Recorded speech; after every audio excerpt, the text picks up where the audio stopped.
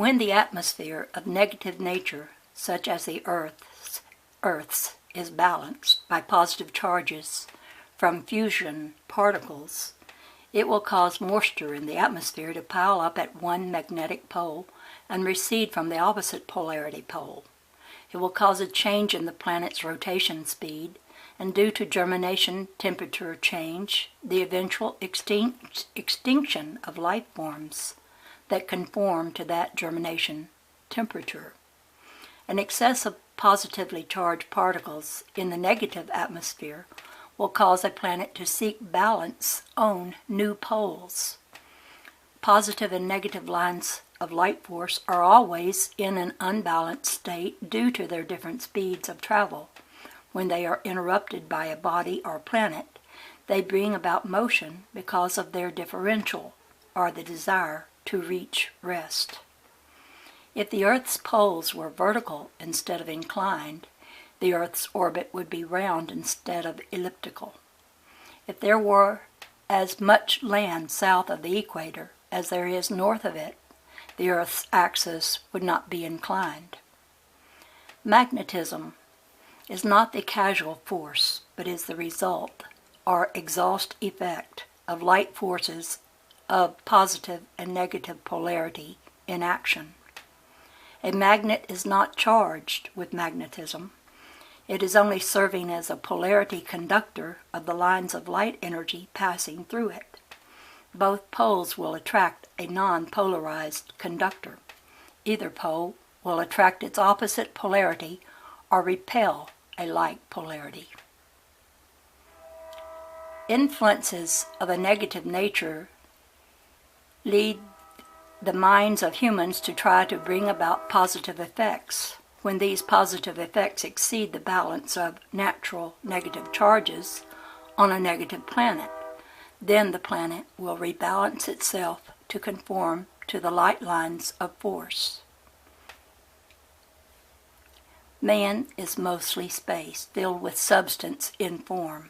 The body does not derive energy from the food assimilated by it. The food is only transformed to become a conductor for light energy passing through the body. Power is only manifested through motion. Controlled power is that which is given direction. The discovery of the wheel gave mankind the means to an endless track of motion.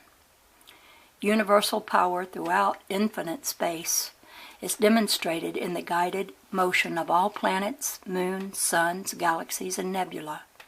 None of these are haphazardly flying through space uncontrolled. Their course, orbit, rotation, and separation are maintained by precision, interchange of relative power. All bodies in space are motored by primary light energy. Solar emanations and atomic energy are secondary powers or effects of the primary light energy in motion. The cross, in one shape or another, has always been the symbol of spiritual power. Scientifically, spiritual power is unseen power. Spiritual power can only be understood when it is manifest in the seen effect. This seen effect may be either in the range of the physical vision or outside of the physical limits. Primary light energy functions in many unlimited conditions and frequencies above and below the limits of physical vision. Everything in space that rotates, orbits, or manifests motion as to direction is powered by primary light energy. Whenever a body interrupts the lines of primary light, motion is affected. This is immutable law. Within the human body is a universe in miniature. The axis of every crystal, atom, planet, or person is centered in unseen light of unlimited extent. The manifested boundaries or surface of any of these are insulated from all others of like polarity. The external existence of all of these is encompassed within the center of the axis. The cross is a symbol of power of the opposite polarities. by interrupting the primary lines of positive and negative light energy, a differential is established. By phasing this differential, controlled power is established in motion. This is the long-hidden secret of the Maltese cross. Mal means negative tongues of flame or static electricity. Ts means interchange. 2 and 1 are differential between. When the differential between the positive and negative forces of light energy are controlled by phasing, they result in unlimited power through motion. If the motion exceeds the differential phase, disintegration will result. Electricity is a byproduct of magnetism. Gravity is the resistance pressure set up by the opposition of differential between the causal light energy and the effect magnetism. And now for God's words. Though I have set the patterns of my doing all about you, yet you see them not. I scatter seeds of light. I cast the shadows man calls day, and shadows of the shadows man calls night, in repetition. I have paved the way for man to see. Has not my pattern stood the test to build another bird a nest again, where others were before? Cannot you see, O man of me? Do as I say, do as I do as I cause the way to be, within your understanding of the me in thee. Look to the pattern all around, the fragrance of the essence of my love in flowers you have found. And in the cool, beneath the tree, there I am to comfort you all. And yet you question parts of me. Throughout my being, I made thee man to carry on, to take the stand in my defense, to build the wall, to scale the fence of destiny, not to follow whims of chance along the side, not to fall beneath the wheels of hate and fear that others may ride in comfort. Only look, feel the essence of my being, absorb me in the breeze, reach me in the sun. My heart is warm, you are the one. Never have I set a pattern to lead you all astray. Any fear you feel, O man, you make along the way to me, and your arrival is delayed. Your stage is set. The curtain must come down, but only to go up again. My pattern is eternity. Repetition is the grade that leads to me, O man. From the harvest of my golden grain, I separate the shaft. I break the bonds of freedom, lest man shall undo my works. I bring about a change in cycles, so my balance shall not be disturbed. For when my laws are superseded, then must I strike from out the night and scourge contamination from my being. For I am love and I am freedom unto all my parts, but no part shall bind me to destruction. So as in times gone by, I wreak my wrath, I cleanse my house, I upset my creations, for none shall be above me. Now, Chapter 4, Trinity of Infinity. Time is only understood by each conscious, intelligent unit from its established point of location in motion. Time cannot be measured, only the repetition of motions, manifested as beginnings and endings, can be measured. Each point of beginning and ending is only relative to the understanding of the individual establishing his point of view. The point of begin and end is established by one individual so as to bring another individual to the same point of understanding. Life, time, and being are understandable to intelligence alone. These three are non-existent only when intelligence has been excluded by ignorance in the individual.